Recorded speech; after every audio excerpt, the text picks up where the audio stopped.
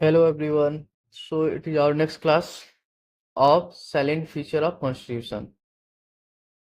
पहले क्लास में हमने ये सब पढ़ा है, आप पिछला क्लास देख सकते हो। So next topic fundamental right. हम ब्रीफली चलते हैं, क्या ये सब चैप्टर है, बहुत टाइम लग गया इस चैप्टर में। ब्रीफली डिस्कस करते हैं फंडामेंटल राइट। हिंदी में बोलते हैं मौलिक अधिकार। फंडामेंटल राइट क्या होता है कि बेसिक नीड, कि इतना मुझे चाहिए लाइफ जीने के लिए। कॉन्स्टिट्यूशन आपको एक बेसिक चीज प्रोवाइड करता है कि एटलीस्ट एक पर्सन को, एक इंडिविजुअल को मिनिमम तो इतना चाहिए रहेगा। जैसे एक मेंस सॉरी पीटी में एक कॉन्सेप्ट होता है प्रीलिम्स में, कि purpose of fundamental right to develop personality, to safe democracy, to safe life, कुछ भी हो सकता है। ओके, अगर आप किसी को बेसिक राइट दोगे तो उसका डेवलपमेंट होगा। ठीक है, डेमोक्रेसी प्रोटेक्ट होगा, जो उनका राइट प्रोटेक्ट होगा, डेमोक्रेसी प्रोटेक्ट होगा।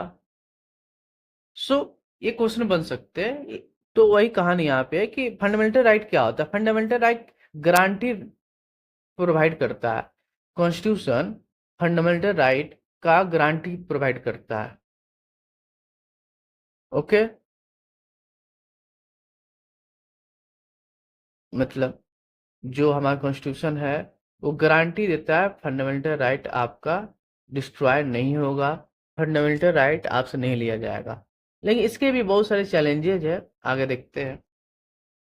सो फंडामेंटल राइट क्या है कि एक पर्सन को, एक सिटीजन को खुद को डेवलप करने के लिए, खुद को प्रोटेक्ट करने के लिए कॉन्स्टिट्यूशन द्वारा लीगल राइट दिया गया है। उसी को बोलते हैं फंडामेंटल राइट, लीगल राइट। ये मेंशन है कि आपको अधिकार मिलेगा, आपको इक्वालिटी मिलेगा, आपको फ्रीडम मिलेगा। ये सब मेंशन है, आपसे कोई छीन नहीं सकता है। ओके, सो समझते हैं टोटल कितने फंडामेंटल राइट है इंडियन कॉन्स्टिट्यूशन में। 6, टोटल 6 फंडामेंटल राइट है। पहला, right to equality, right to equality, right to equality हो गया। Second, right to freedom, freedom, equality समानता का अधिकार, फ्रीडम का अधिकार, फ्रीडम मतलब आजादी ऑफ कोर्स। तीसरा, तीसरा right against exploitation, right against exploitation. Exploitation, आपको कोई शोषण ना करे, आपको कोई मिसयूज ना करे, आपको कोई गलत फायदा ना उठाए, उसको बोले एक्सप्लॉयटेशन। ठीक है, राइट अगेंस्ट एक्सप्लॉयटेशन। चौथा क्या है, right to freedom of religion. मैंने क्या बोला, राइट टू फ्रीडम। फ्रीडम तो चाहिए, लेकिन किसका, रिलीजन का, right to freedom of religion. Okay, fifth, cultural and educational right. Cultural, देखो इसमें सब पर ध्यान दिया गया। इंडियन कॉन्स्टिट्यूशन की यही खासियत है, इसमें हर वैरायटी का, हर एंगल पर ध्यान दिया गया है। सो cultural and educational right, cultural right भी मिलेगा, एजुकेशन का भी अधिकार है आपको। ठीक है, नेक्स्ट 6 पॉइंट क्या है, right to constitutional remedy, right to constitutional remedy. ये क्या होता है, इसी के रेफरेंस में अमेंडमेंट लाया जाता है। मतलब जैसे मैं अभी कुछ पिछला क्लास में बताया था कि जैसे जब कॉन्स्टिट्यूंट असेंबली बना, कॉन्स्टिट्यूंट असेंबली जब बना तो उस समय 1947 था, 46 47 में स्टार्ट हो गया था, 50 तक लगभग बना। ओके, सो उस समय का सिचुएशन अलग था। क्यों लाया गया, क्यों दिया गया कॉन्स्टिट्यूशन रिमेडी, क्योंकि उस समय का सिचुएशन अलग था। उनको लगा, सभी लेजेंड थे भाई, स्कॉलर थे सभी, उनको लगा कि जब नेक्स्ट जनरेशन आएगा, डिकेट्स डिकेट्स बीतेंगे, हो सकता है उस समय डिमांड बढ़ेगा, डिमांड बढ़ेगा, डिमांड में चेंजेस आएंगे, सोसाइटी में चेंजेस आएंगे। सो अगर रिजिड हम बना दिया जाए तो ये बर्डन हो जाएगा। इसलिए समय के अकॉर्डिंग चेंजेस होना चाहिए, समय के अकॉर्डिंग चेंजेस होना चाहिए। इसी चेंजेस को मेंटेन करने के लिए ये फंडामेंटल राइट में डाला गया है कि हाँ चलो ठीक है, राइट टू रिमेडी दे दिया गया। ओके, राइट टू रिमेडी में वही मैं जैसे बोला, अमेंड किया जा सकता है। अमेंड मतलब कोई जैसे फंडामेंटल राइट है उसमें कोई बदलाव लाना हो या कुछ रिस्ट्रिक्शन लगाना हो। अभी डिटेलिंग में मैं नहीं जाना चाहता क्योंकि बहुत ही वाइड चैप्टर है। जैसे फ्रीडम मैंने बोला, अब क्या है कि जैसे कोरोना आया था, अब लेटेस्ट एग्जांपल समझते हैं। उसमें क्या था, मूवमेंट पर रिस्ट्रिक्शन लगा दिया गया कि नहीं आप नहीं जा सकते हो। आप बोलोगे कि मूवमेंट पर रिस्ट्रिक्शन लगाना यानी राइट टू फ्रीडम पर रिस्ट्रिक्शन लगाना, ये तो फंडामेंटल राइट का वायलेट हो गया। लेकिन नहीं, यही आर्टिकल, राइट टू रेमेडी आपका आर्टिकल आता है 32, आर्टिकल 32 में आते हैं आपके। ओके, राइट टू रेमेडी में आप sorry, right to constitution remedy जो आर्टिकल 32 में आते, 32 टू 35 तक इसको देखा जा सकता है। सो इसमें दिया गया है कि अगर फ्रीडम पर रिस्ट्रिक्शन लगाया जा सकता है in public order, in public order, in case of health, in case of national emergency. जैसे अभी अभी पाकिस्तान इंडिया को वार हुआ, अगर ये वार ज्यादा दिन चलता रिस्ट्रिक्शन लगता। सो ये आर्टिकल दिया गया, राइट टू कॉन्स्टिट्यूशन रेमेडी में बताया गया है, आर्टिकल 32 टू 35 तक है।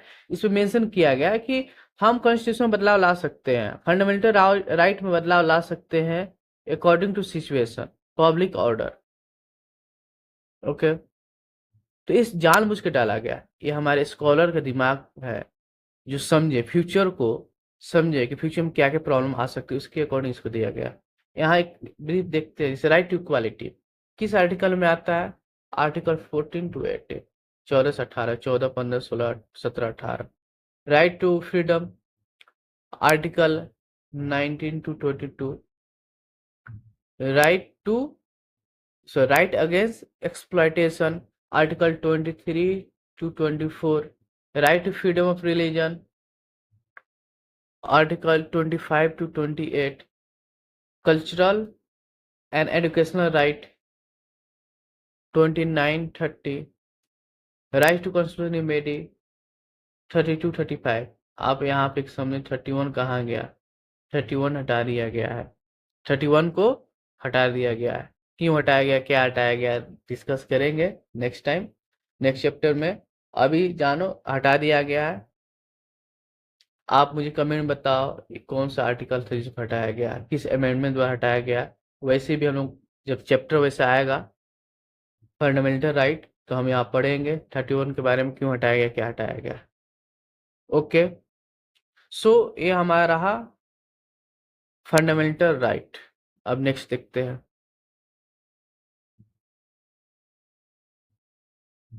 So next, directive principle of state policy, जिसे शॉर्ट में बोलते हैं डीपीएसपी।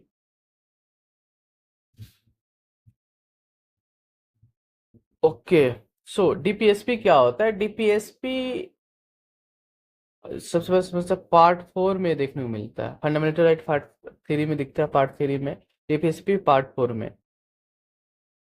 यह जो है एक स्टेट को डायरेक्शन दिया गया है, स्टेट को डायरेक्शन दिया गया है कि अपने सिटीजन के लिए, अपने सिटीजन के लिए, अपने लोगों के लिए क्या क्या वेलफेयर कर सकते हैं। वेलफेयर मतलब अच्छे काम, क्या क्या अच्छे काम कर सकते, सजेस्ट किया गया।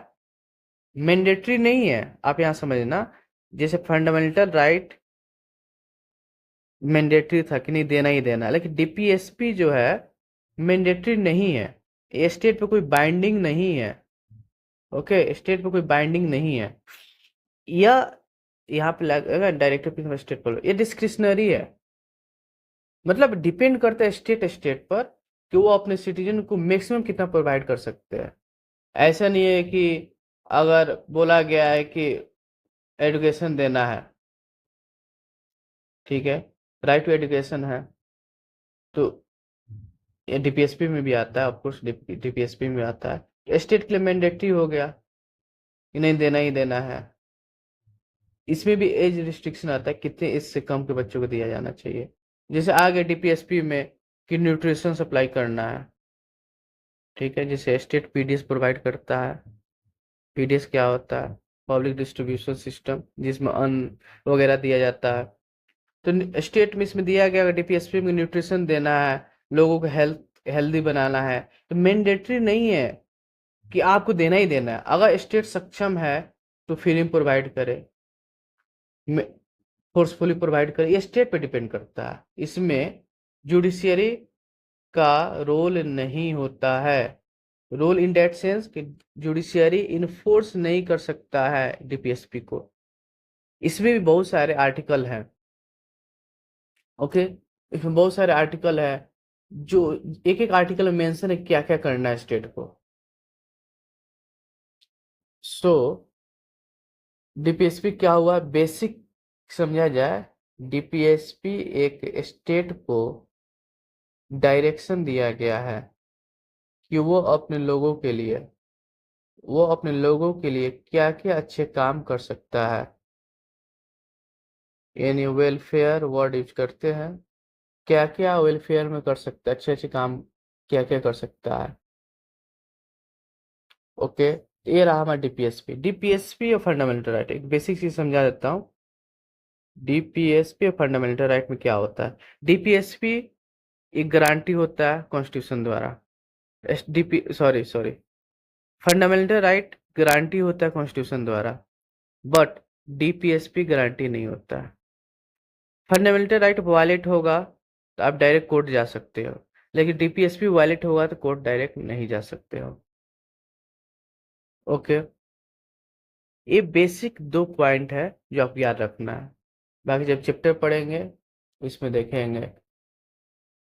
सुप्रीम कोर्ट ने एक केस के माध्यम से, जैसे एक केस है Minerva mill case, Minerva mill case, ठीक है, ये आया था आपको 1980 1980 में आया था। सुप्रीम कोर्ट ने सजेस्ट दिया था कि बैलेंस बनाने की जरूरत है, फंडामेंटल राइट और डीपीएसपी में बैलेंस बनाने की जरूरत है, कि बैलेंस बना रहना चाहिए। ओके, सो बेसिक चीज यही है डीपीएसपी की। आपने सुना होगा कि directive principle of state policy क्या होता है क्या नहीं होता है, 50 क्वेश्चन दिमाग में दौड़ा होगा। सिंपल सी बात है, ये ग्रुप ऑफ आर्टिकल्स है, सिंपली मैं समझा रहा हूँ। जैसे फंडामेंटल राइट में इतने सारे आर्टिकल मेंशन है, राइट टू इक्वालिटी टेस्टेड है, इतने सारे आर्टिकल मेंशन है, इतने सारे आर्टिकल्स मेंशन थे, इसमें भी आर्टिकल्स हैं, ठीक है। आर्टिकल्स कौन कौन से, कितने कितने से आर्टिकल आएंगे आपको? 36 आर्टिकल टू 51 तक फुल्ली डीपीएसपी के अंदर आते हैं। इसमें मेंशन किया गया है रूल, एडवाइजरी रूल, कि क्या क्या स्टेट को करना चाहिए क्या नहीं करना चाहिए। ओके, सो ये रहा हमारा डीपीएसपी क्या होता है, इसको हम डिटेल करेंगे आगे। नेक्स्ट पॉइंट पढ़ते हैं फंडामेंटल ड्यूटी।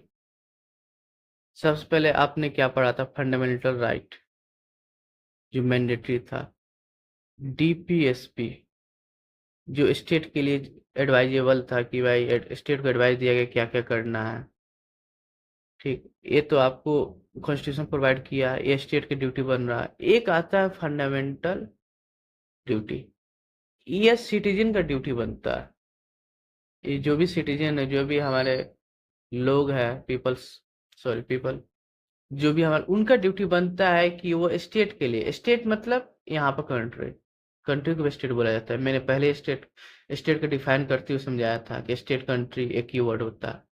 नॉर्मली हम लोग स्टेट को एज ए फेडरल स्टेट मानते हैं, जैसे बिहार यूपी वगैरह हो गया, इसको स्टेट। लेकिन स्टेट का मतलब होता है पूरा कंट्री।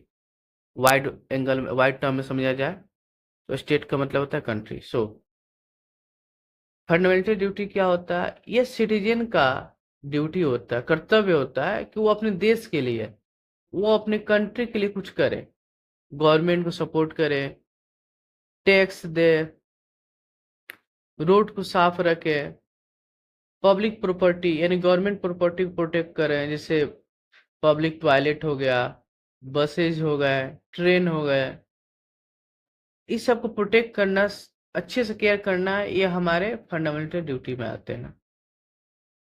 अगर आप देखा है तो 51A 51A में आपको आता है फंडामेंटल ड्यूटी।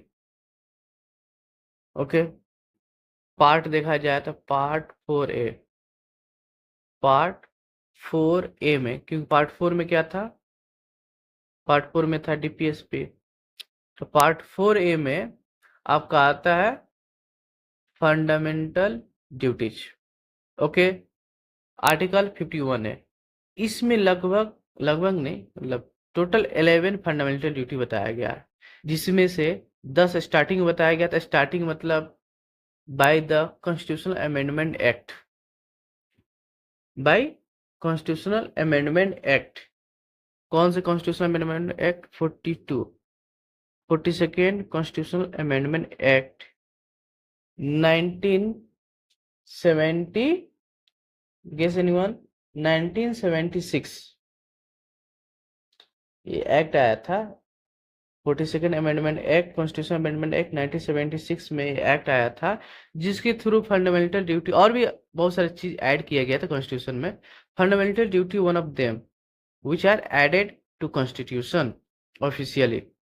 स्टार्टिंग में 10 ही ऐड किया गया था, फिर बाद में एक और ऐड किया गया था, जो 86 कॉन्स्टिट्यूशन अमेंडमेंट एक्ट 2002 द्वारा ऐड किया गया था। सो फंडामेंटल ड्यूटी ऐड किया गया था 42 अमेंडमेंट एक्ट द्वारा। स्टार्टिंग में 10 थे, फिर बाद में 86 कॉन्स्टिट्यूशनल अमेंडमेंट एक्ट द्वारा एक और ऐड किया गया।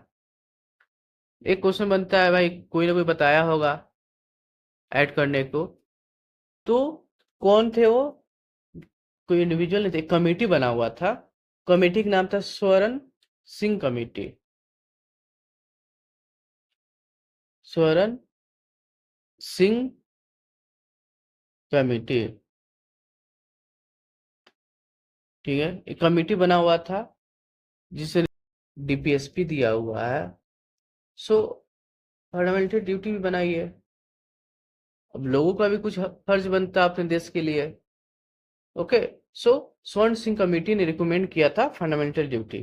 तो सबसे पहले तो 10 हुआ था, फिर बाद में एक ऐड किया गया, नहीं एक और ऐड कर देते हैं लास्ट। टोटल हो गया हमारे पास 11th फंडामेंटल ड्यूटी। ओके, तो बेसिक यही है कि फंडामेंटल ड्यूटी है। ये भी आप कोर्ट में इन्फोर्स नहीं कर सकते, कोर्ट में इन्फोर्स नहीं कर सकते हो कि नहीं नहीं आपको फॉलो करना ही है। जैसे डीपीएसपी था, स्टेट पे नहीं फोर्स कर सकते थे, उसी तो फंडामेंटल ड्यूटी है। ये भी लोगों को फोर्स नहीं किया जा सकता था कि नहीं आपको करना ही है। ये लोगों की स्पिरिट पे डिपेंड कर रहा है क्या करना है। इसमें क्या था? इसमें था, बेसिक बता देता हूँ, बाकी आप 11 पॉइंट रट लेना, पूरा रट्टा मार लेना उसको। जिसमें क्या होता है? कंट्री को डिफेंड करना है, कंट्री को डिफेंड करना है, ठीक है। नेशनल फ्लैग को प्रोटेक्ट करना है, नेशनल एंथम को रिस्पेक्ट देना है, ब्रदरहुड ब्रदरहुड को इंक्रीज करना है। ओके, कल्चर को प्रमोट करना है, हार्मोनी को प्रमोट करना है, यूनिटी बनाए रहना है। ये सब बेसिक बेसिक चीजें हैं जो उसमें था। ओके, सो ये है फंडामेंटल ड्यूटी। इसमें कुछ खास नहीं था, ये सब थोड़ा बेसिक बेसिक चीजें। कौन सा कमेटी ने रिकमेंड किया, या पूछ सकता है क्वेश्चन कि फंडामेंटल ड्यूटी ओरिजिनली कॉन्स्टिट्यूशन में था? तो नहीं था, बाद में ऐड किया गया। रहता तो क्यों ऐड किया जाता? बाद में ऐड किया गया है। किस अमेंडमेंट द्वारा ऐड किया गया था? 42nd द्वारा। किस कमेटी ने रिकमेंड किया था? स्वर्ण सिंह कमेटी ने। कितने फंडामेंटल ड्यूटी रिकमेंड किया था? 10 किया था। लास्ट में कितना ऐड हुआ? 86 द्वारा कितना ऐड हुआ? तो 1 ऐड हुआ। ओके, सो ठीक है, नेक्स्ट चलते हैं। नेक्स्ट क्या है? Secular state.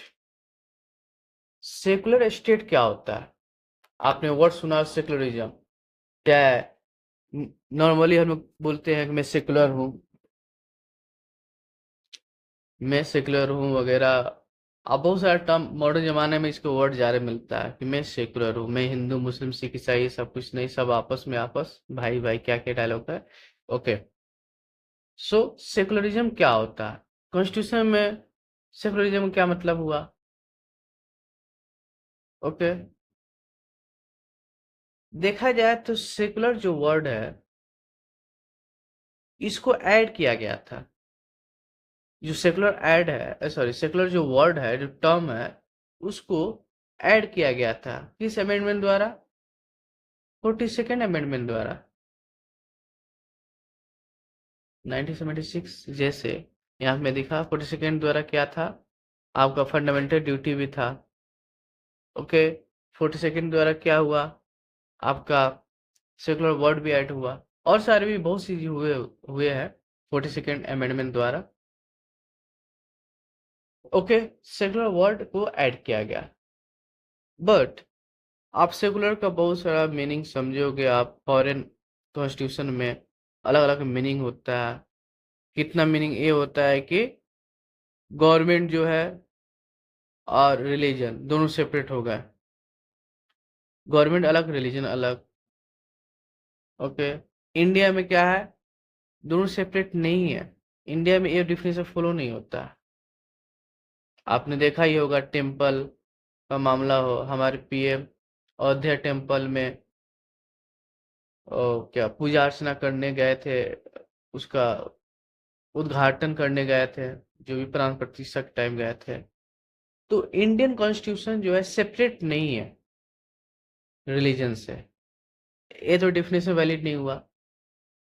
Okay, Indian constitution कोई सेपरेट नहीं है, दोनों इंटीग्रेट ही है। इंडियन कॉन्स्टिट्यूशन और रिलीजन ये इंटीग्रेट है। हालांकि स्टेट का ड्यूटी बनता है कि वो रिलीजन को प्रोटेक्ट करे। ओके, प्रोटेक्ट कैसे करोगे? आप फंडामेंटल राइट में रिलीजन को प्रोटेक्शन दे दो। आप जिसे हमने पीछे पूरा पढ़ा था कि फ्रीडम, अभी मैंने फंडामेंटल राइट, हाँ,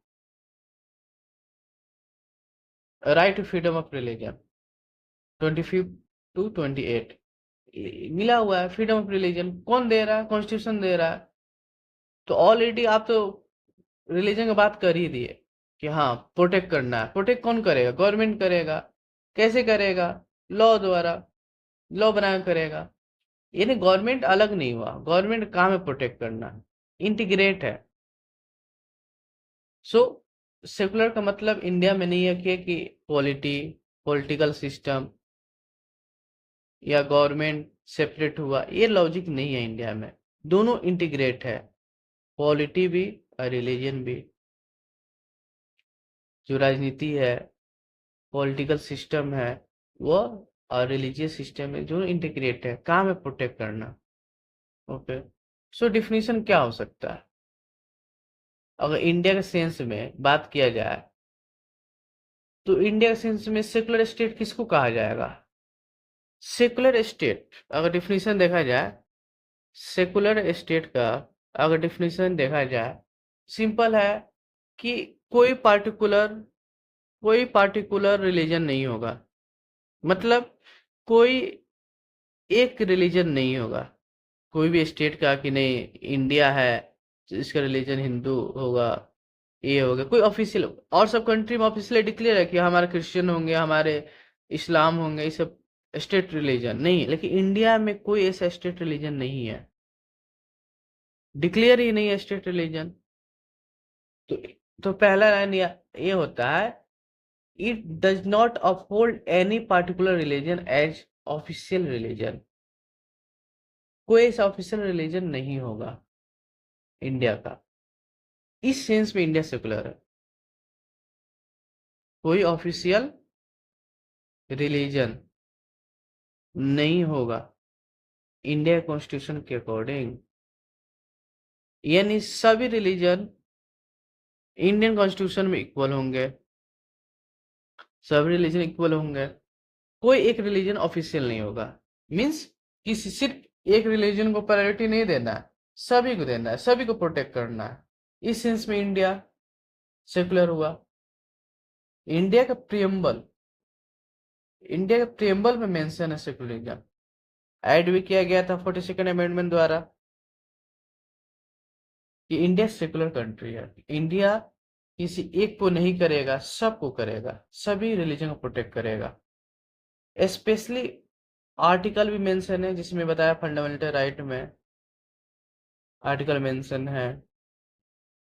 ओके, डीपीएसपी में आर्टिकल मेंशन है। सो सेकुलरिज्म इंडिया के सेंस में सेकुलर स्टेट क्या हो गया, सेकुलर स्टेट का डिफिनेशन क्या हो गया, कोई ऑफिशियल रिलीजन नहीं होगा। इस सेंस में इंडिया क्या है, सेकुलर स्टेट है। ओके, सो सेकुलर स्टेट का कॉन्सेप्ट आ गया। इंडिया के फीचर में एक और टर्म ऐड होता है कि इंडिया का फीचर ये है कि ये एक सेकुलर स्टेट है। ये सभी रिलीजन को प्रोटेक्ट करेगा, सभी को प्रमोट करेगा, कोई ऑफिशियल रिलीजन नहीं होगा, सभी इक्वल है। ओके, सो ये टॉपिक खत्म हुआ, सेकुलर स्टेट क्या होता है, किस सेंस में सेकुलर है इंडिया, किस किस आर्टिकल डीपीएसपी फंडामेंटल राइट इस सब में मेंशन है। अब नेक्स्ट टॉपिक पे चलते हैं। नेक्स्ट टॉपिक क्या है, यूनिवर्सल एडल्ट फ्रेंचाइज, इसका क्या सेंस हुआ। सो देखते हैं इसका क्या सेंस हुआ। इसका सिंपली मतलब है कि अगर आप एज 18 अटेन कर चुके हो, अचीव कर चुके हो, तो आपको वोट का अधिकार है। मतलब राइट टू वोट, जो वोटिंग राइट है मिलना, एज के अकॉर्डिंग। एज क्या डिसाइड हुआ है, 18। जो रियल में 18 पहले नहीं था, रियल में पहले 21 था, बाद में इसको 18 किया गया था। बाद में इसको 61 कॉन्स्टिट्यूशन अमेंडमेंट द्वारा इसको 18 किया गया था। ओके, तो एडल्ट फ्रेंचाइज क्या है, नाम ही एडल्ट। जब 18 का आप हो जाओगे तो आपको वोटिंग राइट मिलेगा, आप अपना लीडर चूज कर सकते हो। जो भी लोकसभा, स्टेट लेजिस्लेचर के जितने भी इलेक्शन होंगे आप उसमें पार्टिसिपेट कर सकते हो। इसी को बोला जाता है एडल्ट फ्रेंचाइज, यूनिवर्सल। ये पूरा स्टेट, इंडिया के सभी स्टेट में लागू है। ऐसा नहीं कि इस स्टेट में है वैसे स्टेट में नहीं है, सभी स्टेट में है। जो भी पर्सन, चाहे किसी भी कास्ट का हो, किसी भी जेंडर का हो, किसी रिलीजन को, उससे कोई डिस्क्रिमिनेट नहीं करना है, सभी को इक्वल राइट मिलेगा वोटिंग का। आप इमेजिन करो, यह जब ब्रिटिश थे उस समय सबको नहीं मिला हुआ था। आप इमेजिन कर सकते हो उस समय क्या स्थिति होगा, सबको वोटिंग राइट नहीं था, सभी को इनका मतलब ही नहीं पता था कि क्या फर्क पड़ जाएगा मैं एक वोट देने जाऊंगा। अभी देखा जाए तो बहुत खुद नहीं जाते हैं, किन्हीं का मजबूरी होता है, कोई जानबूझ के नहीं जाते, इतना धूप में कौन जाएगा। लेकिन इसका इम्पैक्ट पड़ता है, कंट्री पे इसका इम्पैक्ट पड़ता है, इसलिए इस सिस्टम बनाया गया कि सभी को वोट देना चाहिए। ये कॉन्स्टिट्यूशन में मेंशन किया गया है कि नहीं, जो जो 18 साल के होंगे उनको राइट टू वोट मिलना चाहिए। उनको देश कैसे चलाना है, किनको अडॉप्ट करना है एज ए लीडर, यह लोगों को डिसाइड होना चाहिए। तो एक एज डिसाइड किया गया नहीं, 18 ओके है, 18 में आप म्यूचुअली डेवलप हो जाते हो, मेच्योरिटी आ जाती है, आप डिसाइड करने के एबल हो जाते हो, इसलिए 18 एज रखा गया कि हाँ 18 आपको दे दिया गया एज कि इतना आप क्रॉस कर चुके, अटेंड कर चुके, तो आपको वोट देने का अधिकार है। तो इसी वोट देने के राइट को बोलते हैं adult franchise. Okay, adult franchise election में पार्टिसिपेट करना, वोटिंग करना, इसको बोला जाता है। तो सिंपली समझ गए क्या होता है यूनिवर्सल एडल्ट फ्रेंचाइज। स्टार्टिंग में लगा कि क्या ही होता होगा, लेकिन नहीं, सिंपल है। राइट टू वोट, एक वर्ड में बोला जाए राइट टू वोट, वोट देने का अधिकार को बोला जाता है एडल्ट फ्रेंचाइज। ओके, जब एडल्ट हो जाएगा उसके बेस पे आपको दिया गया, यानी एज के बेस पे दिया गया, इसलिए बोला जाता है एडल्ट फ्रेंचाइज। बेसिक एज है ना, स्टार्टिंग कैसे डिसाइड होगा किसको दिया जाए किसको नहीं दिया जाए। स्टार्टिंग में बहुत डिस्कशन हुआ होगा कि एजुकेशन के बेस पे दिया जाए, कि वेल्थ के बेस पे दिया जाए, कि रिलीजन कास्ट वगैरह। लेकिन एक लास्ट आया कि नहीं, हम एडल्टनेस के बेस पे देंगे, मतलब एक एज के बेस पे देंगे जिसमें सभी कास्ट, सभी रेसेस के पर्सन इंक्लूड हो जाए। एक पर्टिकुलर एज होगा जो अटेंड करेगा उसको दिया जाएगा, किसी कास्ट से मतलब नहीं है। आप इमेजिन करो ब्रिटिश टाइम पर कास्ट के अकॉर्डिंग वोटिंग दिया जाता था, वोटिंग राइट, वेल्थ के अकॉर्डिंग। सो यही खत्म करने के लिए लाया गया कि नहीं, एडल्ट के बेसिस पे एक एज होगा, एज के बेसिस पे दिया जाएगा, उसे बोला गया यूनिवर्सल एडल्ट फ्रेंचाइज। यूनिवर्सल इसलिए क्योंकि ये सभी पे लागू होगा, पूरे इंडिया पे लागू होगा। ओके, सो नेक्स्ट चलते हैं। नेक्स्ट टॉपिक क्या है, single citizenship. Single citizenship, single citizenship नाम देखते ही समझ में आ गया क्या ही होगा। एक सिटीजनशिप दिया जाता है, एक कंट्री में एक ही सिटीजनशिप होगा, लेकिन नहीं, आपको जानकर आश्चर्यचकित होंगे आप, यूएसए और ऐसा कुछ कंट्री है जिसमें दो दो सिटीजनशिप दिया गया है। दो सिटीजनशिप क्या होता है, जैसे आप एग्जांपल समझो, जैसे इंडिया हुआ, इंडिया के अंडर 28 स्टेट है, 8 यूटी है। ओके, अब मैं बोलूँ कि नहीं, मुझे इंडिया का भी सिटीजनशिप चाहिए और इन स्टेट या यूटी का भी चाहिए, मैं जिस स्टेट में रहता हूँ, मैं यूपी में रहता हूँ, बिहार में रहता हूँ, तो उसका भी सिटीजनशिप चाहिए। अब बोलोगे ये क्या बात हुआ, लेकिन नहीं, यूएसए में ऐसा है। यूएसए में एज ए अमेरिकन सिटीजन आपको आपको सिटीजनशिप मिला हुआ है, और आप जिस स्टेट में रहते हैं वहां का भी सिटीजनशिप मिला है, यानी ड्यूअल ड्यूअल सिटीजनशिप चलता है यूएसए में। लेकिन इंडिया क्या है, सिंगल सिटीजनशिप। सिंपली समझ गया क्या होता है। तो इंडिया, आप इंडिया देख लो ना, इंडिया फेडरल सिस्टम है, सेंट्रल गवर्नमेंट भी है, स्टेट गवर्नमेंट भी है, लेकिन फिर भी सिटीजनशिप एक ही मिलेगा। यूएसए जैसा नहीं, अदर कंट्री जैसा नहीं कि नहीं मैं एज ए कंट्री का दूंगा, फिर जिस आप स्टेट में रहते हो वहां दूंगा। सो इंडिया है ए सिंगल सिटीजनशिप। ये आपका इंडिया का 13th फीचर हो गया इंडियन कॉन्स्टिट्यूशन का। नेक्स्ट 14 नंबर, 1 सेकेंड, 13 हो गया, इंडिपेंडेंट बॉडी। इंडियन कॉन्स्टिट्यूशन में सिर्फ आपको लेजिस्लेचर, एग्जीक्यूटिव, जुडिशरी ही नहीं, आपको बॉडी भी प्रोवाइडेड किया गया है। कॉन्स्टिट्यूशन में मेंशन है बॉडी, इंडिपेंडेंट बॉडी, वो किसी अंडर काम नहीं करते हैं। जैसे इलेक्शन कमीशन ऑफ इंडिया, ये कॉन्स्टिट्यूशन में मेंशन है स्पेशली, जिसे कॉन्स्टिट्यूशन में ऑलरेडी क्या मेंशन था, legislature like Lok Sabha, Rajya Sabha, legislative assembly, council, ठीक। फिर अब क्या मेंशन था, judiciary, supreme court, high court. Executive mention था, president, prime minister, council of minister, ये मेंशन था। थर्ड क्या है, नेक्स्ट क्या है, बॉडी, इंडिपेंडेंट बॉडी, क्या करते हैं, रन करते हैं गवर्नमेंट को, गवर्नेंस को रन करते हैं।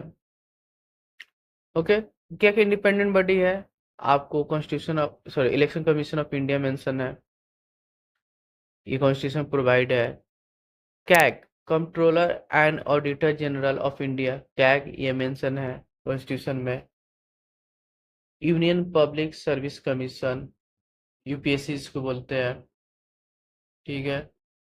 और सभी बहुत सारे, जैसे state PCS, state public service commission, SPSC, और सारे ऐसे भी कॉन्स्टिट्यूशनल बॉडी है जो मेंशन किया गया है, जो इंडिपेंडेंट रखा गया। इलेक्शन कमीशन किसी के अंदर, किसी मिनिस्ट्री के अंदर नहीं। इंडिपेंडेंट मतलब क्या होता है कि आप किसी के अंडर में काम ना करो, किसी मिनिस्ट्री के अंदर मत आओ।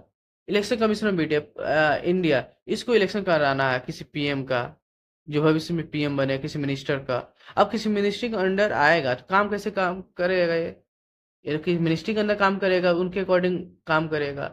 क्या क्या काम करता है, क्या जो भी गवर्नमेंट का लेखा जोखा है, जो भी एक्सपेंडिचर है, जो भी खर्च वो देखता है, ये भी इंडिपेंडेंट बॉडी है, अकाउंट से देखते हैं ये सब। ओके, इसलिए इनको इंडिपेंडेंट रखा गया। यूनियन पब्लिक सर्विस कमीशन ये सभी सर्विस कंडक्ट कराते हैं, जो भी बड़े बड़े पोस्ट ऑफ हायर पोस्ट पे जो भी जॉब वगैरह हो गया, ये सब देखते हैं, स्टेट पे देखते हैं, सेंटर पे देखते हैं। इंडिपेंडेंट रखा है जाके करप्शन ना हो सके, गवर्नमेंट ऑनेस्टी से चल सके। सो ये रहा इंडिपेंडेंट बॉडी। सभी बॉडी के बारे में एक एक करके डिस्कस करेंगे, जब उस चैप्टर में आएंगे सभी बॉडी पे एक एक करके डिस्कस करेंगे डिटेल में। ओके, तो ये भी हमारा फीचर हो गया कॉन्स्टिट्यूशन का, independent body. Next, emergency provision.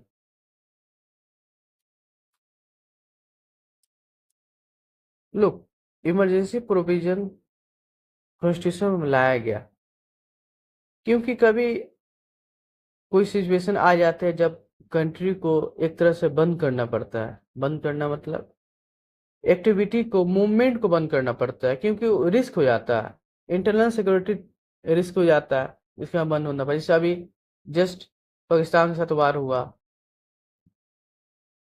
Past में चाइना के साथ वार हुआ था। सो इस सब सिचुएशन में लाया जाता है क्योंकि उस समय कंट्रोल करना।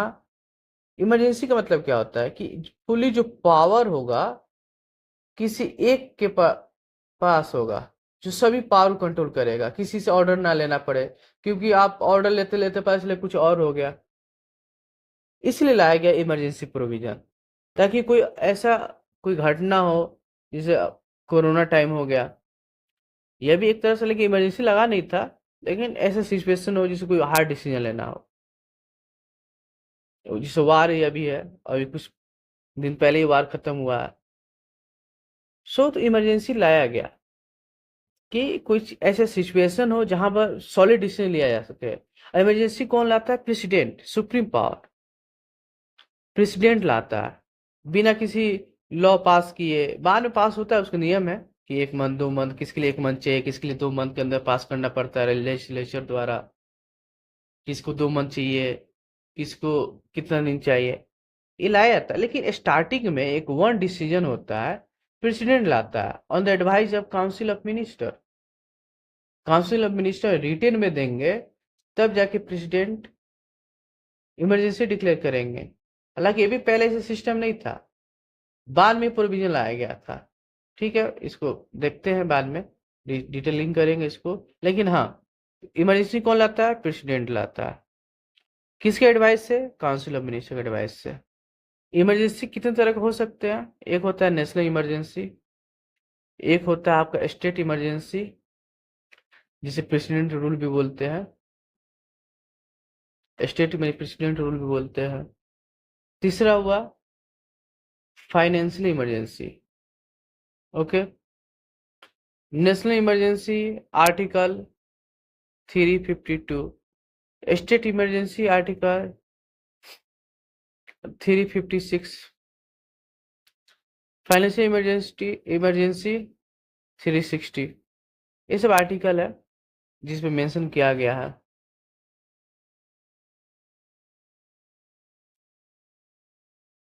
सो ये सब जो इमरजेंसी पावर है, ये दिया गया है प्रेसिडेंट को।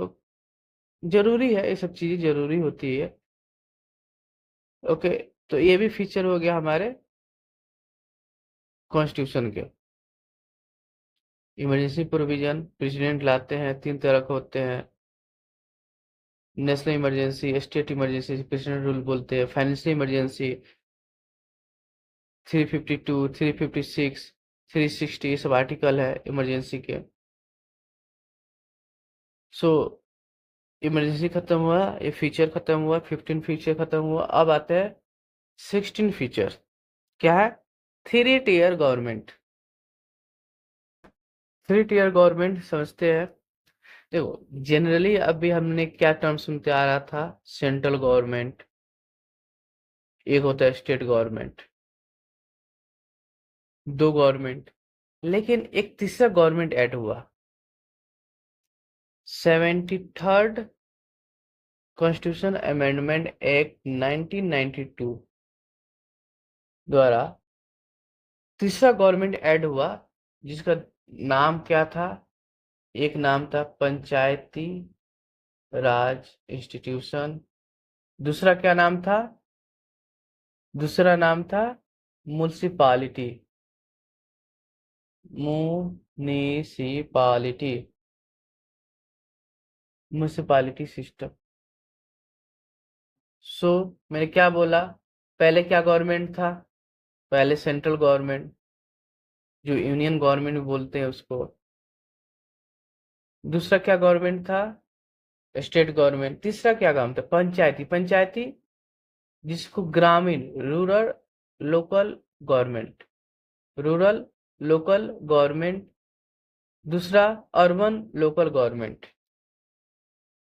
73rd द्वारा दो गवर्नमेंट लाया गया, एक ग्रामीण क्षेत्र पे, एक अर्बन।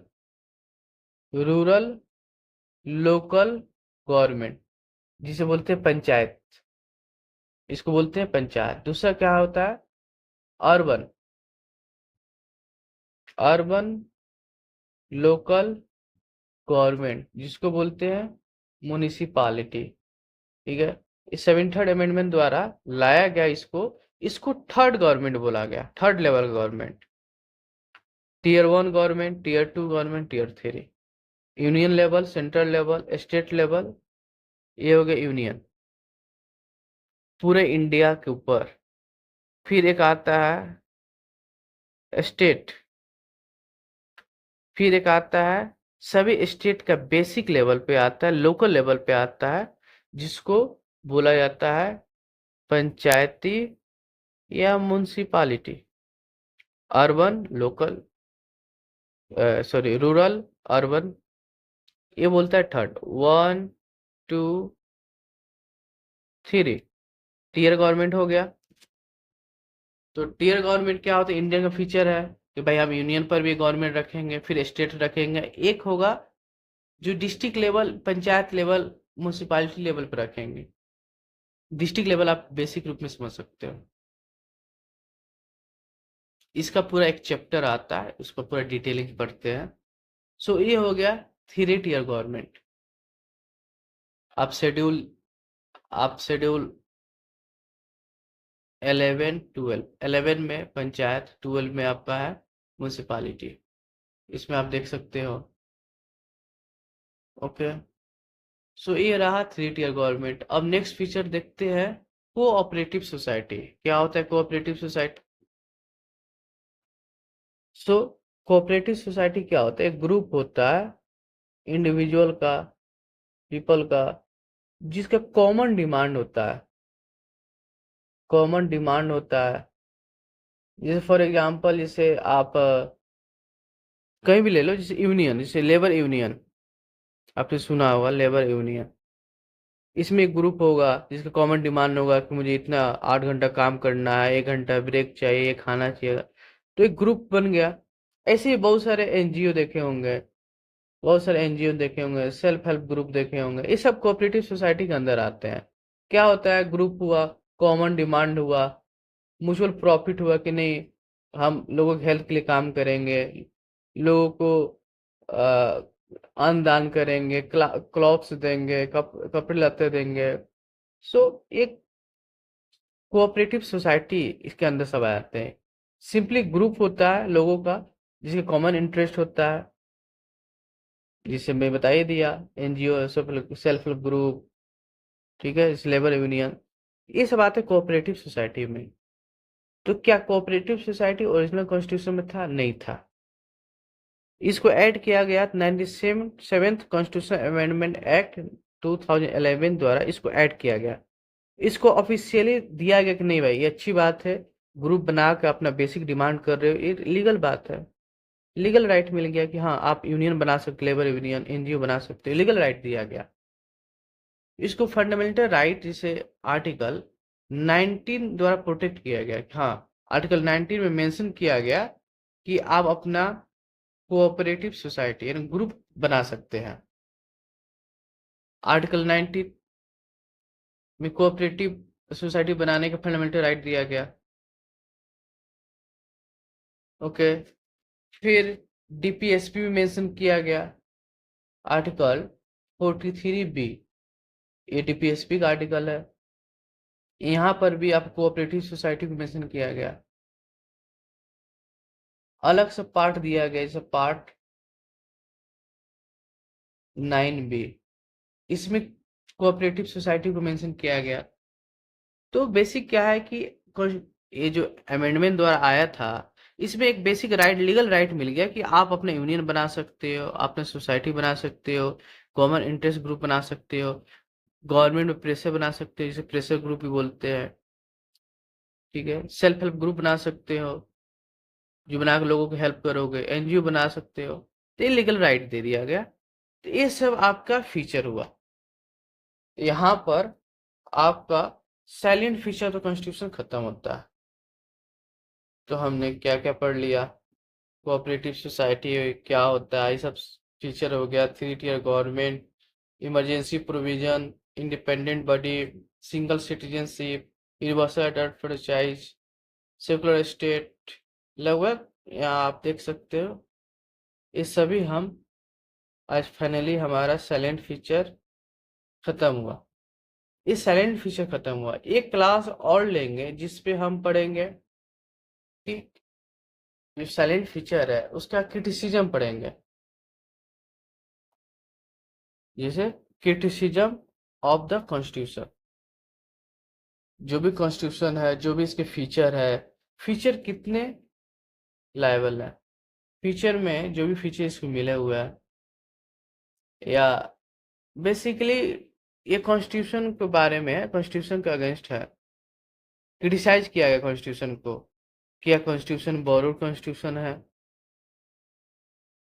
ये कार्बन कॉपी बोला गया था, क्यों बोला गया था, बोरोड कॉन्स्टिट्यूशन क्यों बोला गया था, एंटी इंडियन कॉन्स्टिट्यूशन क्यों बोला गया है, अन गांधीयन कॉन्स्टिट्यूशन क्यों बोला गया है, ये सब क्रिटिसाइज किया गया। क्या रीजन है समझेंगे। एलिफेंटाइज साइज ये है, मतलब बहुत बड़ा साइज, बिगर साइज। ठीक है, फिर पैराडाइज ऑफ लॉयर्स क्यों बोला गया, ये सब क्रिटिसाइज किया गया। ओके, इस सब के बारे में बेसिक है कि जो भी साइलेंट फीचर है वो खत्म हुआ हमारा। साइलेंट फीचर ठीक है, ओके है। कॉन्स्टिट्यूशन का आपने अच्छे अच्छे बातें बता दिया कि हाँ कॉन्स्टिट्यूशन के ये क्वालिटी है। ठीक है, अब कुछ कुछ स्कॉलर है जो क्रिटिसाइज किए कॉन्स्टिट्यूशन का, जो इंडियन कॉन्स्टिट्यूशन बने क्रिटिसाइज किए, जो आपने देखा। अब समझेंगे कि बॉरो कॉन्स्टिट्यूशन क्यों कहा गया, कार्बन कॉपी क्यों कहा गया। इस पे एक क्लास ले लेंगे, उसके बाद हमारा silent feature of the constitution खत्म हो जाएगा। एक पूरा आपको आइडिया लग गया होगा, अभी तक आपको एक आइडिया लग गया होगा कि हमारे कॉन्स्टिट्यूशन का क्या क्या फीचर है और क्या क्या पढ़ना है। फीचर है वो तो बेसिक मैंने ब्रीफली बताया हुआ है, fundamental duty, right, federalism, judiciary, ये फीचर हो गए, ये मैंने ब्रीफली बताया, और सभी एक एक चैप्टर सब पे है। अब आगे हम पढ़ेंगे एक क्लास और लेने के बाद, उसके बाद हम पढ़ेंगे सबसे पहले प्रियम्बल, प्रियम्बल पढ़ेंगे, फिर उसके बाद जाएंगे मेन चैप्टर पर। ओके, सो अभी क्लास यही खत्म करते हैं, कल क्रिटिसिज्म खत्म करेंगे, उसके बाद नेक्स्ट प्रियम्बल पर आएंगे। तो अभी आप इसको रिवाइज करना। सोर्स क्या है, वही सोर्स लक्ष्मीकांत एनसीईआरटी। आप एनसीईआरटी में जाओगे, लक्ष्मीकांत में जाओगे, आपको डायरेक्ट कंटेंट मिल जाएगा। कोई ऐसा हैक्टिक नहीं बनना है, हैक्टिक शेड्यूल नहीं क्रिएट करना है। आप यहाँ पे क्लास में समझने में फोकस करो, यहाँ कोई आपको नोट्स नहीं बनाना है, समझो और जाना बुक से एक बार रिवाइज कर लेना, आपको पूरा अच्छे से याद हो जाएगा। ये पूरी मेंस लेवल तक का ये पढ़ाई है, प्रीलिम से मेंस तक का ये पढ़ाई है, आपको इंटरव्यू में काम आएगा नॉलेज। तो आपको कॉन्सेप्ट क्लियर करना है, तो आपको बेसिक, मुझे उम्मीद है कि आपका बेसिक कॉन्सेप्ट क्लियर हो गया होगा। अब आप समझ पाओगे कि एक इस बुक में हम आगे क्या क्या पढ़ने वाले हैं। जो भी पॉलिटी का बुक है, ये 17 जो पॉइंट है, आप यूँ समझो कि 17 पॉइंट आगे चलकर 17 चैप्टर में बदलेंगे, 17 चैप्टर, डिफरेंट डिफरेंट एंगल से चैप्टर क्रिएट होंगे। सो पैसेंस रखिए, इस बार कोशिश होगा वीक में कम से कम 2 क्लास हम लोग ऐड कर सके, एज पॉसिबल एज। आप उम्मीद करता हूँ कि आप अपना लाइक सब्सक्राइब दें, शेयर करें। So thank you so much, फिर मिलते हैं नेक्स्ट क्लास में। Take care.